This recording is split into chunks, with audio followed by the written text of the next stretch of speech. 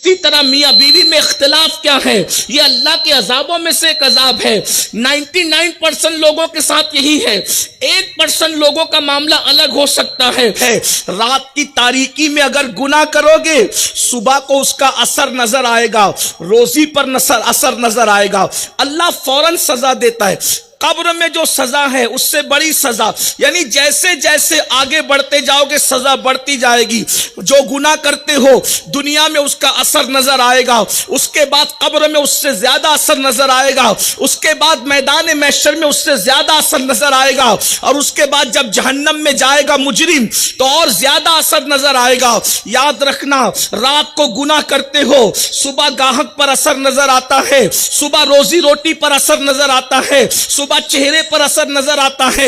ایک بات میں آپ کو بتاؤں سچی سچی، اللہ کے رسول علیہ السلام پر جب یہ آیت اتری وَمَا أَصَابَكُم مِّن مُّصِيبَةٍ فَبِمَا كَسَبَتْ أَيْدِيكُمْ، کہ تم پر جو بھی مصیبت آتی تمہارے اعمال کی وجہ سے آتی ہے، تو اللہ کے رسول نے صحابہ سے فرمایا تمہیں جو کھجلی آتی ہے بدن میں وہ بھی گناہ کی وجہ سے آتی ہے، آنکھیں جو پھڑکتی ہے وہ بھی گناہ کی وجہ سے پھڑکتی ہے، جسم کا کوئی عضو لرزتا ہے وہ بھی گناہ کی وجہ سے لرزتا ہے، چراغ بجھتا ہے تو گناہ کی وجہ سے بجھتا ہے، پیر میں کانٹا چبھتا ہے تو کوئی گناہ کی وجہ سے چبھتا ہے۔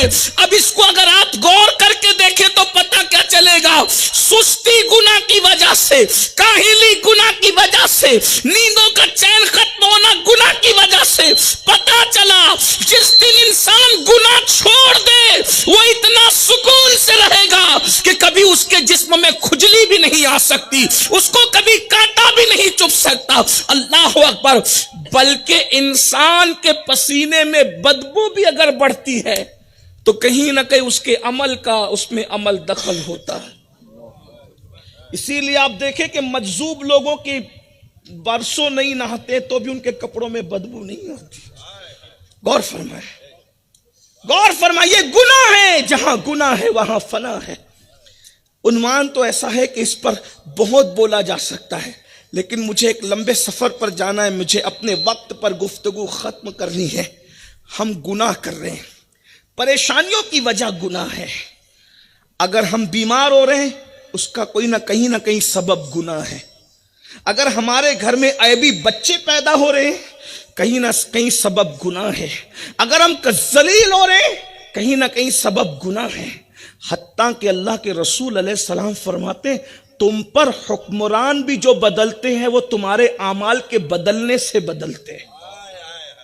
مشکات شریف کی حدیث سے اللہ کے رسول علیہ السلام فرماتے جب تم میری نافرمانی کرتے ہو تو میں تم پر ظالم حکمراں مسلط کرتا ہوں اور ان ظالموں کے دل میں تمہاری دشمنی پیدا کر دیتا ہوں، پھر وہ تم پر ظلم کرتے ہیں اور تم آہو بکا کرتے ہو، تم گڑ گڑاتے ہو۔ اللہ فرماتا ہے حدیث قدسی میں کہ تمہارا ان کے پاس گڑ گڑانا کوئی کام نہیں آتا، اگر گڑ گڑانا ہے تو میری بارگاہ میں گڑ گڑاؤ۔ میرے پیارے آقا صلی اللہ علیہ وآلہ وسلم کے پیارے دیوانوں، ہر انسان مسائل کا شکار ہے، ہر انسان بربادی کا شکار ہے، ہر انسان جو ہے وہ روزی روٹی کو لے کر، بچیوں کے رشتوں کو لے کر، رشتہ داروں کے معاملات کو لے کر، گھر والوں کے معاملات کو لے کر، دوستوں کے معاملات کو لے کر سب پریشان ہے، اور ساری پریشانیوں کی وجہ گناہ ہے۔ میرے بھائیوں، کب تک گناہ کرتے رہو گے؟ خدا کے عذاب کی شکلیں مختلف ہے۔ ان عذاب ربک لواقع ما لہ من دافع، بس اتنا سمجھ لو کتنا بھی نیک آدمی گناہ کرے اس کی سزا اس کو مل کے رہتی ہے، یا ٹھوکر لگنے کی وجہ سے سزا ملتی ہے، یا چوٹ آنے کی وجہ سے سزا ملتی ہے، یا پیر میں کانٹا چبھنے کی وجہ سے۔ اور اگر کافر بھی نیکی کرے، توجہ کر، کافر بھی نیکی کرے تو اللہ اس کی نیکی کا صلہ اس کو عطا کرتا ہے، اگرچہ دنیا میں اس کے لیے، آخرت میں کوئی صلہ نہیں، لیکن دنیا میں اس کے لیے ہے۔ بہت ساری باتیں ہیں، صرف ایک بات آپ سے کہتا ہوں، آپ مجھے بتائیں بہت سارے کافر ایسے ہیں کہ جن کے یہاں دولت ابل رہی ہے، ان کو دنیا میں بظاہر سکون ہے، وجہ اس کا کوئی نہ کوئی عمل ایسا ہے دنیا میں جو بظاہر نیکی کہلاتا ہے۔ اللہ کافر کو بھی نیکی کا صلہ عطا کرتا ہے، اس کی بھی بے شمار مثالیں موجود ہیں، بے شمار داستانیں موجود ہیں، لیکن سب سے ہٹ کر اب آئیے میں آپ کو بتاؤں، انسان جو گناہ کرے گا اس کو بھگتان دنیا میں بھی بھگتنا پڑے گا، قبر میں بھی بھگتنا پڑے گا، اور حشر میں بھی بھگتنا پڑے گا، اور آخرت میں بھی بھگتنا پڑے گا۔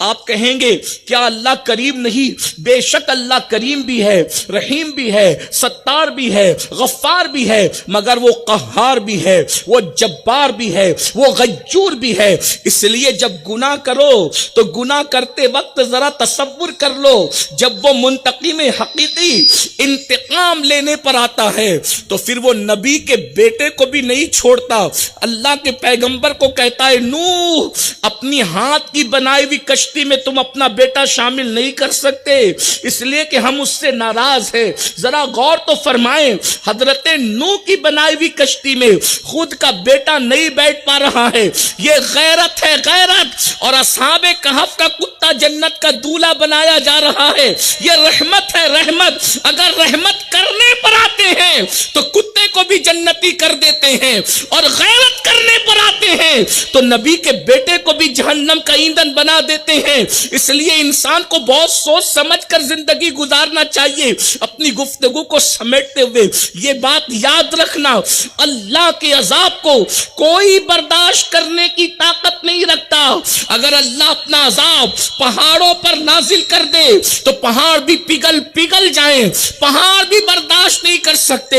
میرے بھائیوں، یہ ٹینشن کیا ہے؟ یہ اللہ کے عذابوں میں سے ایک عذاب ہے۔ اسی طرح میاں بیوی میں اختلاف کیا ہے؟ یہ اللہ کے عذابوں میں سے ایک عذاب ہے۔ 99% لوگوں کے ساتھ یہی ہے، 1% لوگوں کا معاملہ الگ ہو سکتا ہے، آزمائش کے طور پہ، امتحان کے طور پر، کسی حکمت کے طور پر، لیکن میں اکثریت کی بات کر رہا ہوں۔